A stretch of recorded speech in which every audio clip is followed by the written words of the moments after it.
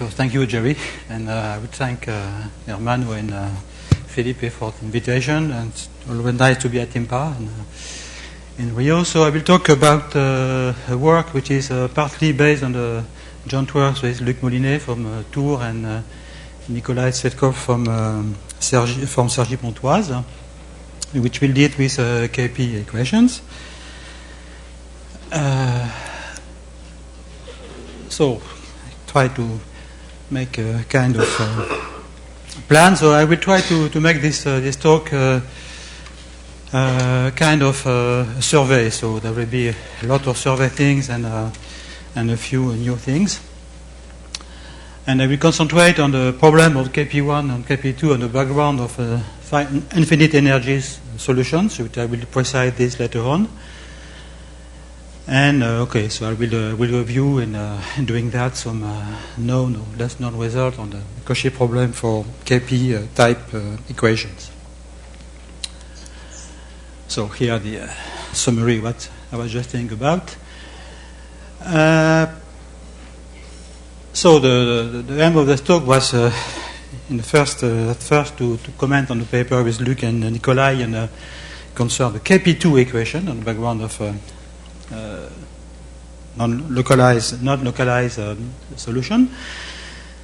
And I told you I will benefit of this to make a survey, so emphasizing the transversal stability aspect, and a bit also the modeling aspect of KP equations, mainly in connection to water waves, so telling bad things on KP and good things, both. Okay, so I don't know if all of you are familiar with the KP equation. So this equation goes back to 1917. So it was first written down by two Soviet physicists, Kanosmes and Petyashvili.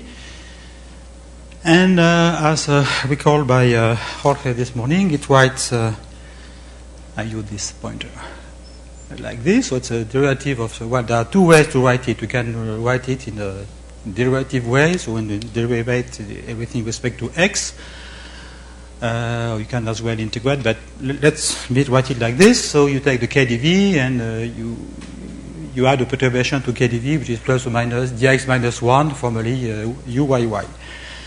So you might ask why is this funny terms occurred, mainly dx minus 1 uyy, and for that you have to go back to the seminal paper of KNP, which is a nice paper. It's a two-page paper. The math in there just calculus of the level of first year in a French university.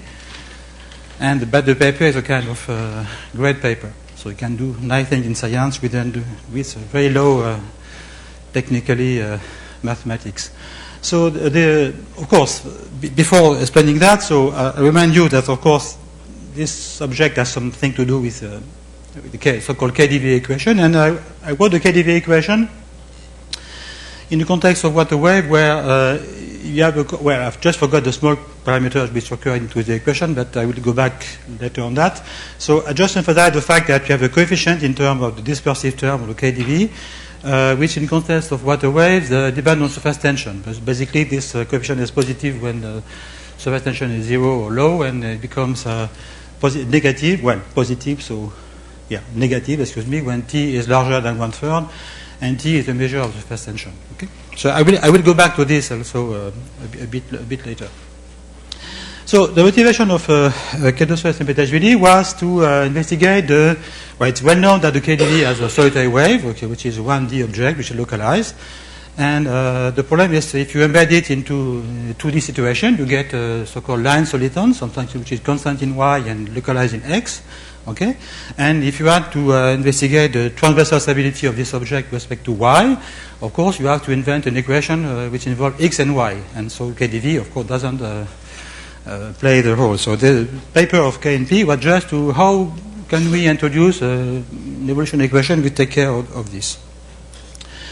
And I think the answer had nothing to do with dispersive equations. It's just an hyperbolic thing, so it's very easy. You start with the transport equation with velocity 1 so describe the wave going to the right with velocity 1, and you try to describe in a PDE, linear, well, it's not a PDE, an equation with describe perturbation of that with a weak transverse effect. Okay?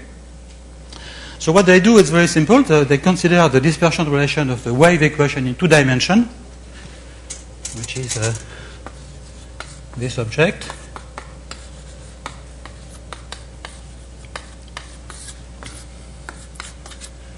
Where you assume that K1 is small and that K2 over K1 is small.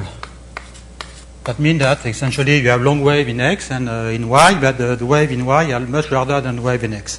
And this comes the calculus identity. So you make a Taylor expansion of this for small K1 and small K2, and you discover something. Essentially, you get plus or minus K1 times 1 plus 1/2 of K2 square over Kn square, okay, plus other stuff. And if you translate it into, this is in Fourier variable, so if you translate it into physical space, you get this term here. So this term here is a kind of mechanical modification to the transport equation to take into account this weakly transverse effect. So nothing to do with KdV, nothing to do with dispersive equation. So it's quite universal, and you get always the same sign, plus. Okay, the sign of this guy and this guy are the same. So you get minus or minus, or plus and plus. Okay, and we define the x minus 1 in Fourier transform in the usual way. So first observation, this is all the mathematics in the paper by KNP. Okay?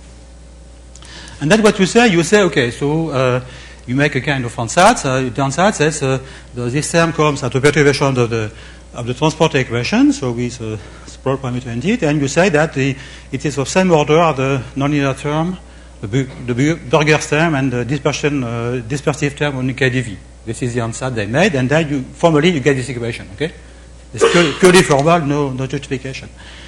And of course, now when this is in context of water wave, so when you change say t, this guy can change sign. So if t is bigger, smaller than 1/3, you get the so-called Kp2 equation. Okay, and when t is bigger than 1/3, big surface tension, you get the minus sign here. Even change variable, you can reduce the so-called Kp1. So you can put plus everywhere and minus here. So Kp1, Kp2 comes only from the dispersion in X and nothing to do with the transverse approximation. First observation. Okay. So let me say something very bad on the Kp for modeling aspects. So then I'll go back a bit to the modeling. So this work, by the way, this paper by Kp had nothing to do with whatever. It was just a purely formal thing. So it was only later on that people tried to derive more or less rigorously the Kp from, say, the full Euler-Lagrange system of water waves. It was done first by Ablowitz-Seeger, maybe the formal, but formally, okay. So what you do essentially, you do what is obvious, what is standard to do, and when to derive a synthetic model from any kind of complicated physical system. You introduce small parameters, because without small parameters you are lost. Then you try to make expansions, formal expansions, and with the hope of proving rigorously that you get rigorous expansion. So the small parameter here is the ratio of amplitude of the wave on the depth, which is small, and the scaling of the Kp side is this one. So you scale the wavelength in y, in x, by this like this. So this is just a KdV scaling, and this scaling in y, when mu is a wavelength in y, is just the so-called Kp scaling. We say that the wave in y is much longer than the wave in x. So this is the scaling you do for Kp, and formally, if you do that from Euler, you would get eventually but of course it's purely formal. So the bad thing. Let's summarize. So the dichotomy between Kp1 and Kp2 arises only from the dispersion in X. Okay, so the so-called what physicists call positive as negative dispersion, nothing to do. Okay, and for air-water interface, so for water wave, so T bigger than 1/3 correspond to depth of fluid, which is 0.48 or 0.46. I always forget. So that means that this situation, you should take into account the viscosity due to the bottom. So that means for Kp1 doesn't exist in water wave. So you can say this, maybe it's a bit crude, but KP1 is something which has nothing to do with water wave, but you have to add some viscosity term, okay? Okay, on the other hand, you can find a KP1 in other contexts. It could be the case that in other physical context, you get this regime of dispersion in X when you get KP1. And there is a nice example, which is which I worked a bit with my colleague Fabrice Betuel, Philippe Gravja, and Ian Verdehan, and he was also dealt with by David Chiron and Frédéric Rousset. If you consider the so-called Gross-Pythaevsky equation, which the suggestion of Thierry, use this name for this so-called defocusing NLS cubic equation when this energy is finite, this energy being the Ginzburg-Landau energy. So you discover here that in order that this thing to be finite, psi cannot be 0 at infinity, so psi in some sense has to be close to 1 at infinity. So they change a lot the dynamics of this classical equation. So this is what I call Gross-Pythaevsky. So there is a regime which is called the transonic regime. I don't have time to explain that, but there is a regime. So you have to introduce some small parameters for which the behavior of this quantity, which is real, 1 minus psi square, which is small, okay? And after rescaling, this quantity is governed by the KP1 equation. Okay, so KP1 appears at a asymptotic model for this kind of equation. So this had been proved rigorously by Fabrice, Philippe, and myself in the context of ground state, so it's a wave, and by David Chiron and Frédéric Rousset for the Cauchy problem.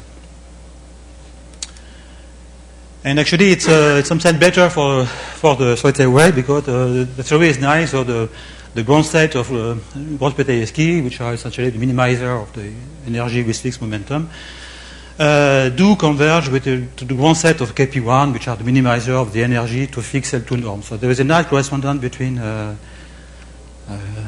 Gross-Pythaevsky and KP1, and there is a nice one also between 1D, between Gross-Pythaevsky in 1D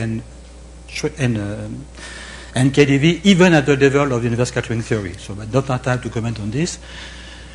But the convergence for the Cauchy problem is likely to be very, very bad, and we'll explain this in the next slide for water waves. So on the other hand, if just forget the modeling aspect, you have a nice mathematical object, and it's worth to study it just as a pure equation occurring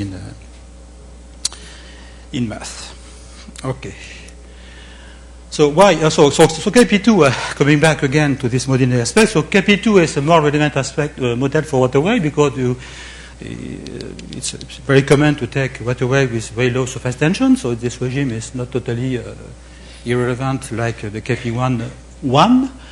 But of course, you have noticed that there is a dx minus 1 into the equation. So this means 1 over xc1 in the dispersion. That means for wave close to xc1 equals 0, so you have a singularity in the dispersion, and this is very bad. First, it's a very bad approximation of the dispersion relationship of the full water wave problem, first. And second, if you want to prove rigorously the convergence of from the Euler to Kp in this regime, so you can do it using techniques which were in particular developed by David Lann. You will discover formally, so I don't precise the norm, that the difference between Euler and Kp, it's say little of 1, which is very bad because I recall that if you put together the paper by Bonac, Lann, and Alvarez, Samaniego, and Lann for say the KdV Boussinesque equation, you get an error which is big O epsilon square T. I mean for time scale less than 1 over epsilon square, you have a correct approximation. So for Kp, you don't have any weight. You can have a weight with adding some constraint, but the weight is very poor, square root of epsilon. So this kills you completely, and technically it's why when you try to perform WKB approximation, so you have to truncate the low frequencies in X, okay, and doing this truncation, this destroy completely the correct error estimate, and this is really, optimal. There is no way. So in some sense, this question is not very good for if you want to.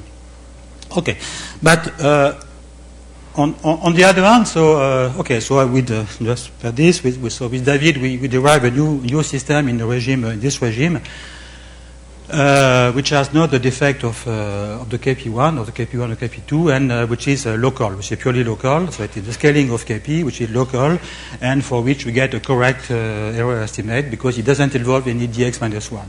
The price to pay it's more complicated. It's a kind of boostiness system, similar to the one we derive with Jerry and Minchen in 2D, but taking account the fact that the wavelength in Y is larger.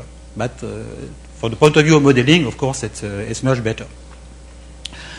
On the other hand, for KP2, you can say that at least qualitatively it describes some feature we can observe in the ocean. So it's not totally absurd as a toy model, or just to. So I will show you some picture of real waves which look like solutions of the KP2 equation. So there is some. So despite the fact that the error is bad. Okay, so let's be back a bit now to the. So I'm still in the context of KP in say for finite energy solution. So for KP, right now there are two invariants, so the L2 norm, which is conserved, and this Hamiltonian here, with of course different sign with depending on the for this.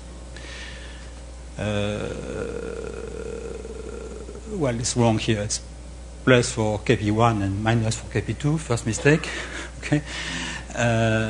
So in some sense, so just forget this, change 1 and 2. So the KP2 is defocusing in the sense that it has trivial dynamics, trivial in the sense that you are expecting only scattering and there are no finite energy solutions to attract solutions. So defocusing means that, and focusing means that you expect a non-trivial dynamics in the sense that for the KP1 you have localized solitary waves. So this distinction is not on the sign, just on the long-time dynamics, which is expected. So in some sense, KP1 is a bit like the focusing in LS, and KP2 like the defocusing in LS, if you want to make an analogy on that.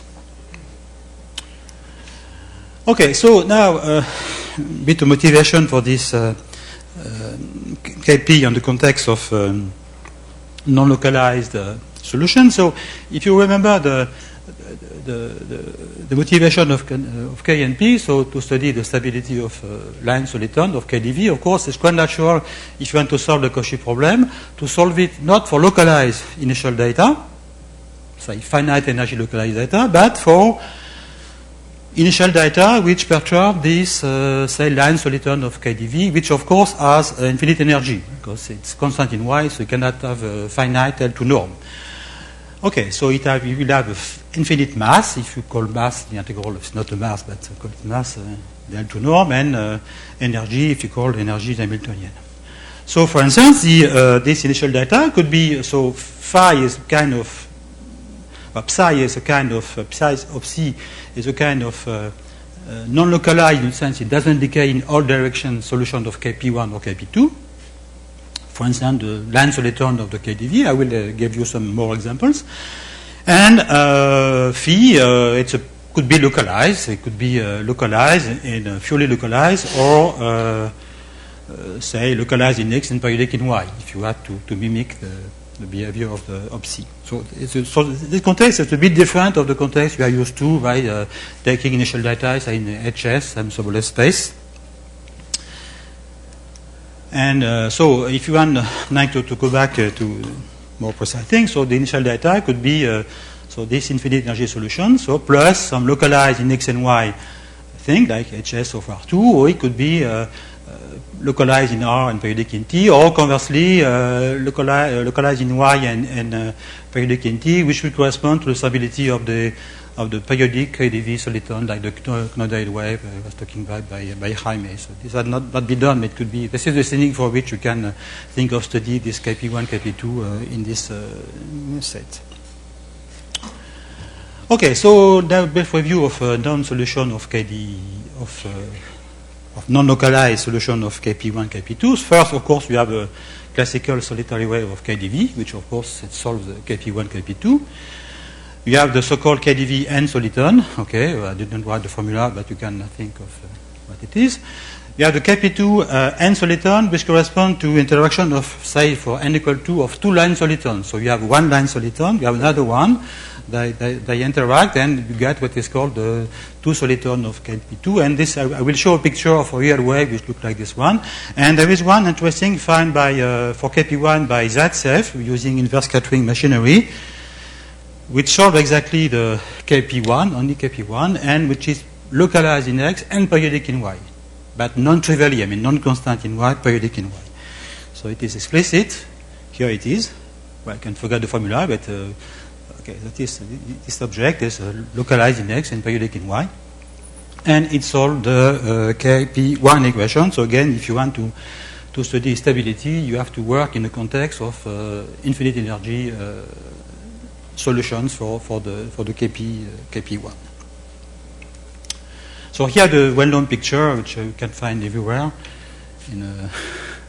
I think it's not a picture. It's a painting from the photography, but it's very, very close to this. So you see in the Oregon coast, so the interaction of say two line soliton, okay, and see the interaction, and this looks like the two soliton of KP2. So in some sense, you can say that KP2 has some connection with water wave, at least at this qualitative level.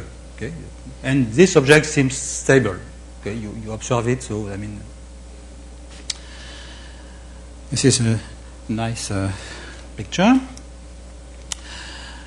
Okay, so I'll forget to say, I will say that I remind you that KP1 and KP2 are formally integrable by inverse scattering techniques, and there is a good book by Novikov, Manakov, and Bitaevsky and Zakharov on we describe all the different aspects of the KP1 and KP2 in this thing. And in fact, I might have a slide on this. Yes, it was I think observed by Badriyuma. Then KP1 and KP2 have a Lax pair. Well, if you don't know what is a Lax pair, it's not. I just want to remind you that the Lax pair has L and M, and there is a big difference between KP1 and KP2. So you see this object here. So alpha is either -1 or I. It makes a big difference because if you have -1, you have the heat equation in Y and X. That is correspond to the KP2 case, and if you put alpha, you get a Schrödinger equation. So I mean that at the level of the Lax pair, there is a huge difference between KP1 and KP2, which explains that at the level of theory inverse scattering, there's a huge difference. So another thing important, that despite the fact that between KP1 and KP2, you just change the sign, so everything is different, as you will see later. So in particular for inverse scattering problem. Okay, so I will be concerned only to global well-posedness, because local well-posedness is not really interesting for the stability issue. And of course, you can think of solving it by using inverse scattering techniques. It can be done by many people, but unfortunately, as far as I know, there is no result for arbitrary for data of arbitrary size. So using this inverse scattering techniques, you can solve the KP1 or KP2 only for small data. Which of course limit the interest because you cannot describe really interesting dynamics, and the obstruction is coming from the direct scattering problem, not the inverse one. Okay, so for people who know what it is. So KP1, KP2 are one example where techniques, PDE techniques, are much better to this aspect because you get, as you will see, global solution for arbitrary data. Okay, so since my talk is a bit survey in nature, so I will make some comment briefly about the Cauchy problem for localized initial data first, before going into non-localized initial data.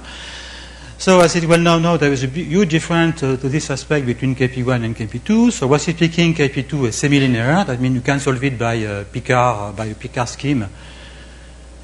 In the Duhamel formulation, and so you get a flow which is smooth, okay, like the flow for ODE.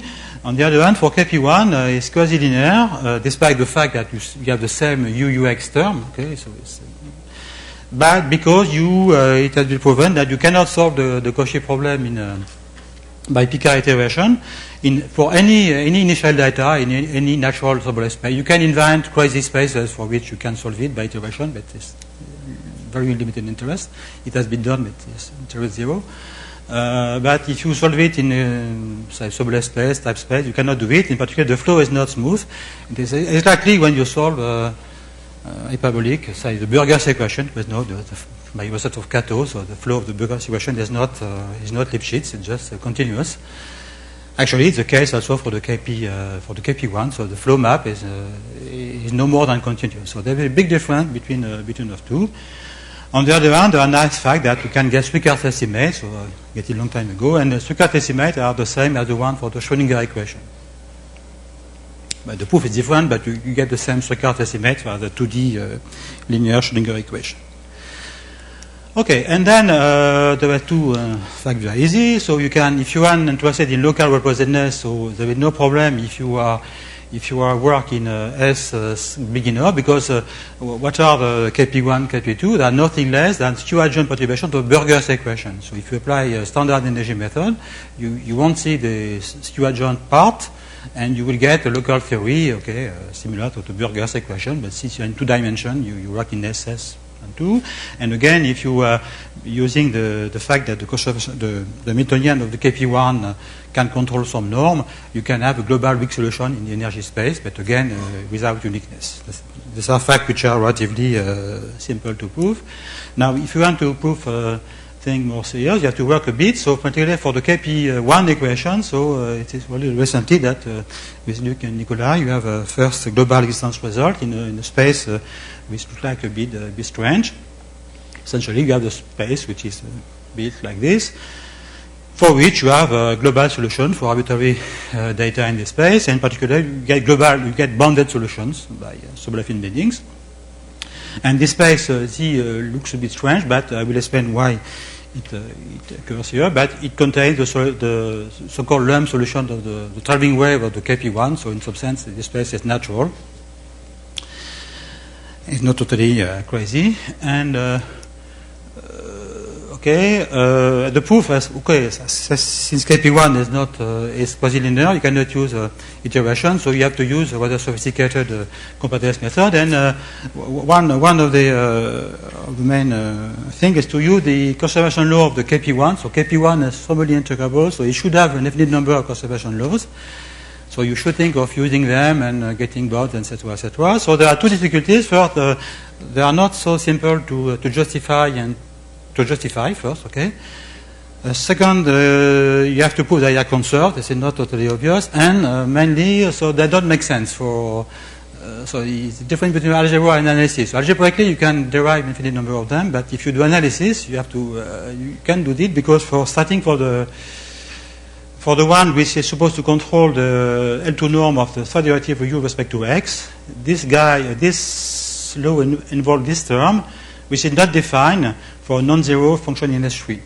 Essentially, when dx minus 1 has to apply to a function which is with mean 0 in some sense, and since you have a square, so that means all the conservation law which are written down are totally meaningless if you do analysis and not algebra. Okay, so I mean you cannot use this conservation law. So what you have to do is just to truncate this law to get rid of the bad term, and then you have quasi-conserved quantities, and this gives a lot of trouble. But you can this is essentially the proof of. So there are dispersive estimates which allow you to control the remainders and everything. This is essentially the proof we have. And for instance, here the one conservation law, the one which controls the L2 norm of second derivative with respect to x. This involves this nasty term here, and this explains why you have to put this into the boundary into the initial data. So you have to assume that this phi satisfied is such that this quantity is bounded. So this is okay, and then you have to take care of all of this. It's a bit painful. And this has been improved by in 2 steps. First by Carlos Koenig, we work on a slightly bigger space, which is here. Okay, essentially by improving the local representative results. So Carlos just solved the Cauchy problem locally in this space. Okay, and using this in our techniques, you can enlarge the space for KP1. And later on, with the best result is by Ionescu, Koenig, and Tataru. So we are able to prove that the Cauchy problem for KP1 is globally well posed in the energy space, and it's for me, the first use of Bourgain space in the context of quasi-linear equation, because usually it has been used in the semi-linear equation, KdV, Kp2. And so, by the way, if you replace the third dispersion tip by fifth one, we did it with Nicolai, but it's easier because you have more dispersion in X. So, okay, so this is again for localized initial data. So this is sort of part of the talk. So, in the case for Kp2, so there is a paper by Jean Bourgain with proof that you can solve globally Kp2 for data in L2 even on a torus, and I think it's maybe the more difficult paper Bourgain wrote on this PD thing. And in particular, because you get very, very difficult bilinear estimates, and this has been proved by a solution below L2 by many people. I'm sorry if I forgot names, so a few of them, Takaoka, Svetkov, Pedro Isara, Jorge Mejia, Dak, Erkor, so we was able to solve the Cauchy problem for Kp2 below L2. Okay. Basically by using adding to Bourgain proof some dispersive estimates. So Bourgain was mainly concerned with the torus. So on the torus, you don't have any dispersive estimates because there's no dispersion. So basically, his proof is just the proof of in R2 was just a consequence of proof of the torus, but it didn't really use the dispersion property of the group in all space. And those people using this carefully were able to improve. Okay. And by inverse quoting, okay, now I'm going back to the problem with non-localized initial data.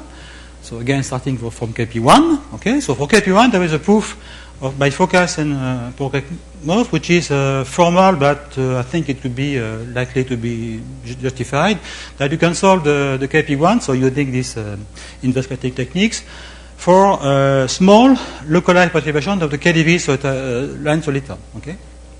But again, since they are using these inverse scattering techniques, there is this restriction on the size of the perturbation.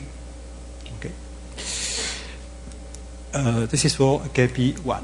And on the other hand, with Luc, Molinet, and Svetkov, we were able to solve the Cauchy problem globally for arbitrary initial data. So for initial data which are perturbation of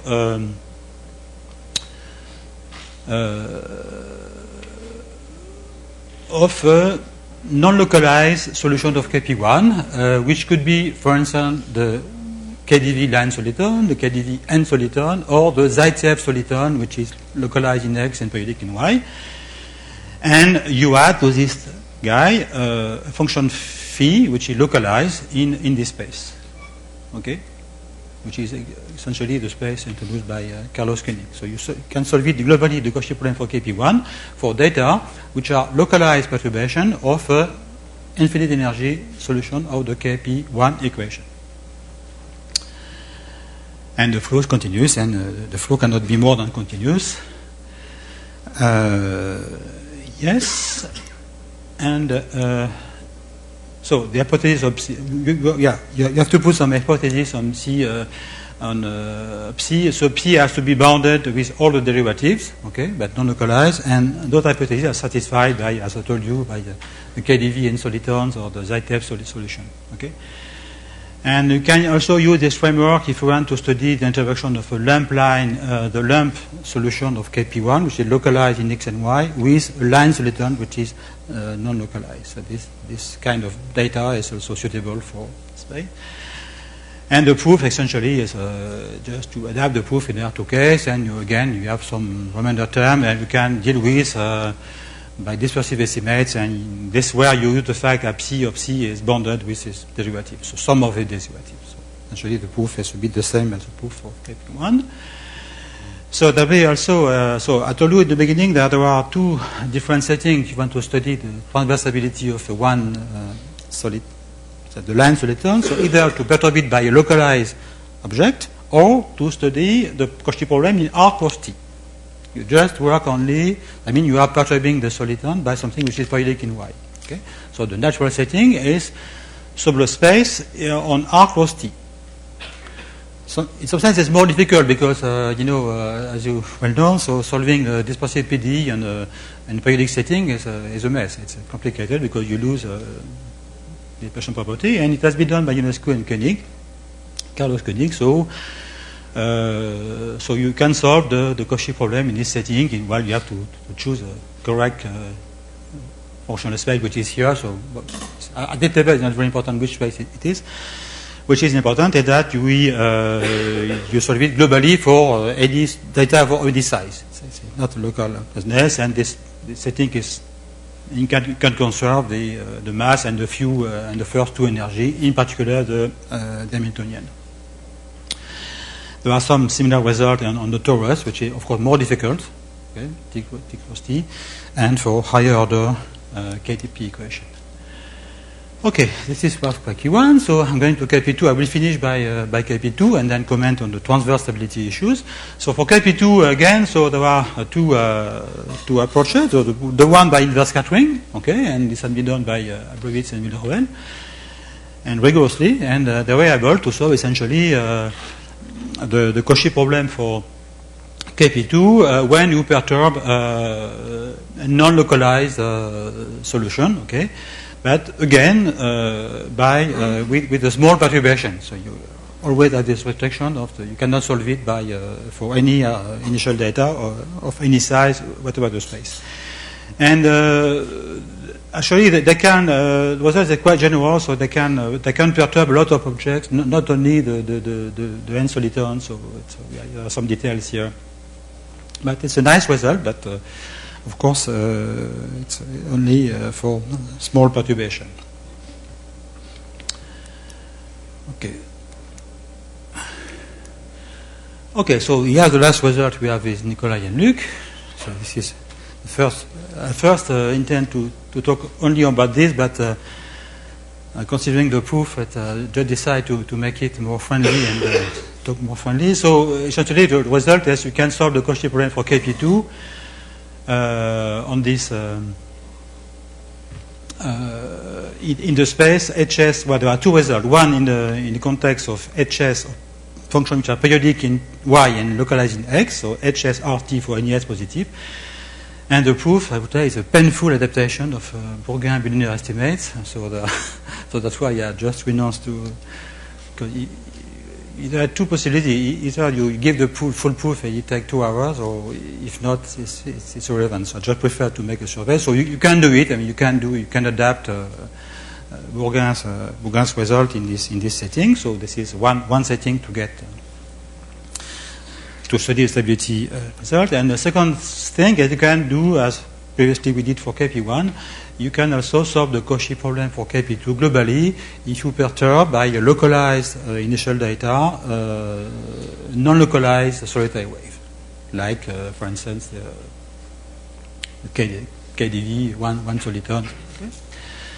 And again, but this is easier, of course, in some sense because you all the problem becomes it's an R2, and in R2 it's easier than R cross T because you have the dispersive property which you can use and cannot use. Well, you can use partially in R cross T. So the proof is easier, but the result is true. And essentially, what you do, you write the equation for the perturbation. So U is just P C, which is non-localized plus something localized, and to write the equation for V, and you get a KP2 equation with this extra term, and you can deal with this term using all the smoothing, dispersive estimates, Ricard estimate, and it works. Okay. There is a nice result by Mahendra Pante, Alex, I think it's Alex Grunrock, and Drummond da Silva from Lisbon on the. It was only local in the Cauchy problem for KP2 in HT cross R. So it's a slightly different setting. It's not R cross T, it's T cross R. And okay, so and in fact, okay, this is a local result, but for when S1 is 0, you get a global one. Okay, so it's local because they are allowing huge spaces, but if you reduce to L2, you have a global representativeness. Okay, so it's a different setting of the previous one. You are periodic in X and localized in Y. Okay. Okay, so I have 10 minutes, maybe. I think it's enough to talk about transverse stability. So, which was all this business actually, after all, was just on designed to try to solve this as a tool to solving this problem. So, which was the problem raised by KNP.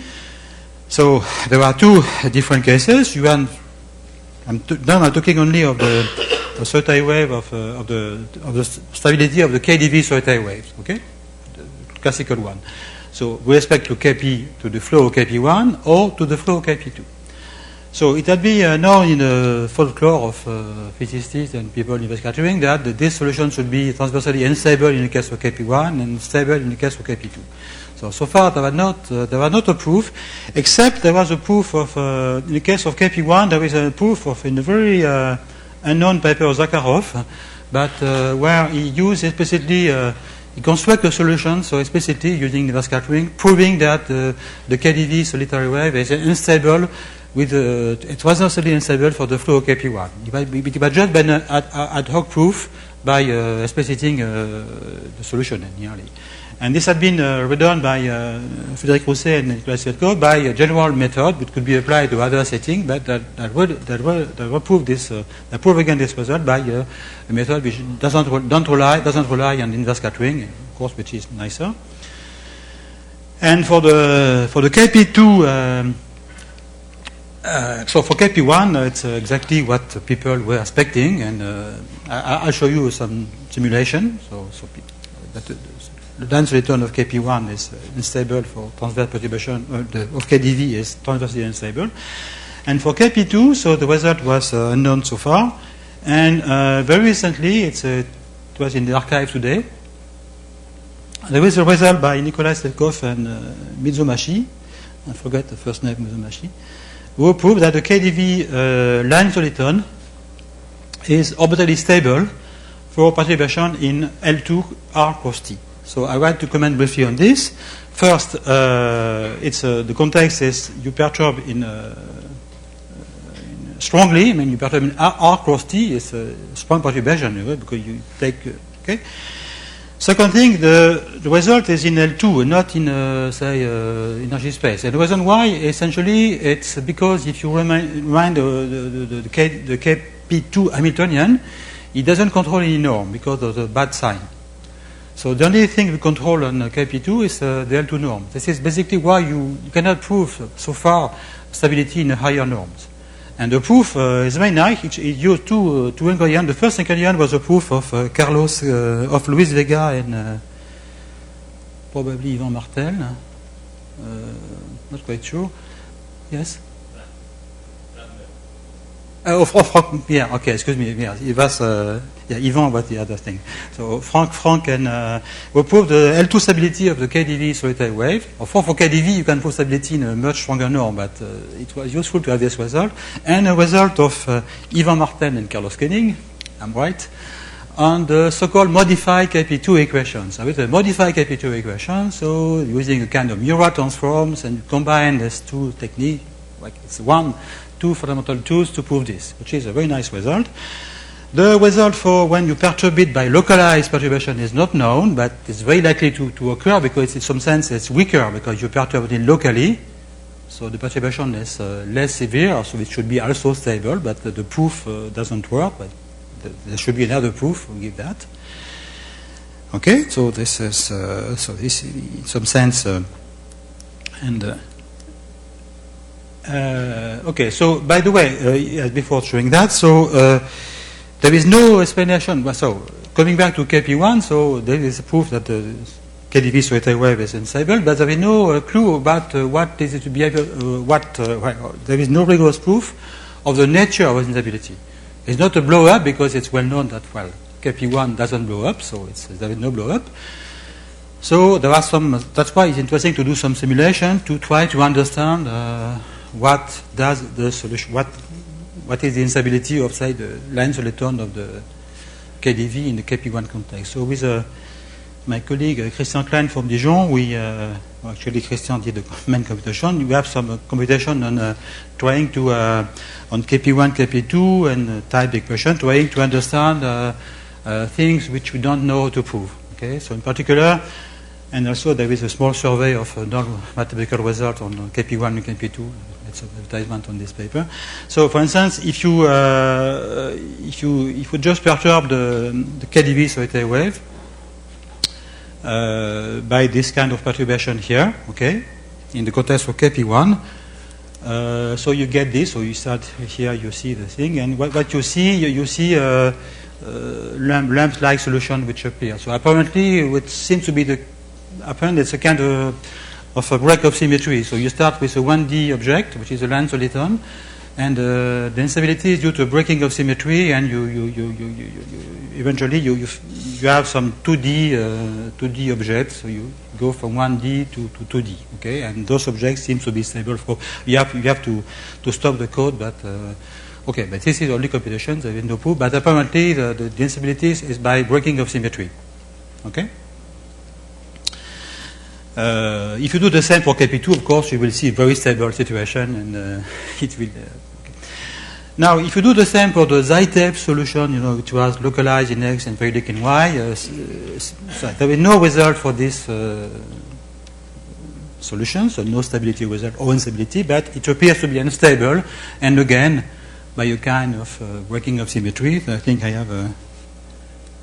So here, so you perturb the Zaitsev by this perturbation here, and here the Zaitsev solution here, okay, and again you see, well, it's maybe less clear, but you see some peaks which look like some lamp-like structure. Of course, you have to simulate in the box, so you have to stop the code because after you have. Okay, but so we have plenty of such simulations which seem to prove that the breaking of symmetry is the answer of the instability. And I think I am done. Yes, I think. Thank you very much.